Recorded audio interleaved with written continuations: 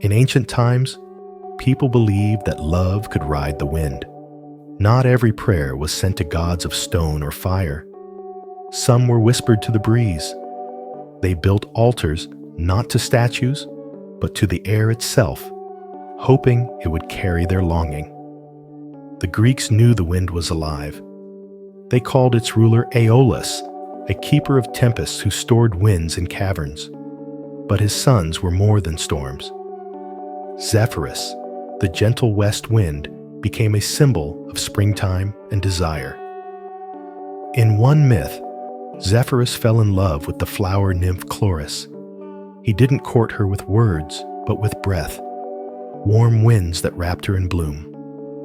Their union gave birth to spring, and from her footsteps, flowers grew. There was also Aura, the spirit of the morning breeze.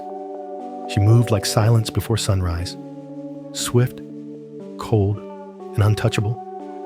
Yet even she, born of wind, became tangled in passion. Myths say she was hunted by Dionysus and faded like mist. But the Greeks were not alone. In Egypt, the god Shu lifted the sky from the earth with a breath. In Japan, Fujin, the wind god, controlled storms with a bag of air.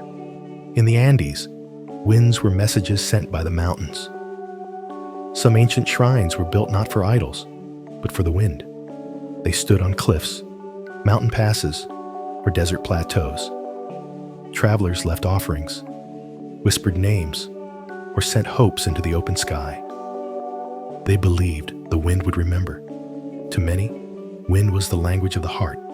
It touched without being seen. It came without warning. It carried scents, voices, and emotions.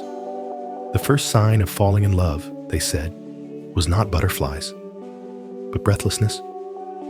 Even now we say, it was in the air. The winds have changed. Or, love is in the breeze. The ancients may be gone, but their metaphors linger. We still feel the wind and think of someone far away. The wind cannot be held, but it can be felt. And maybe love is the same. That's why they built altars not to possess it, but to honor its passing. To them, the air was sacred, and love, like the wind, was a divine guest, never ours to keep.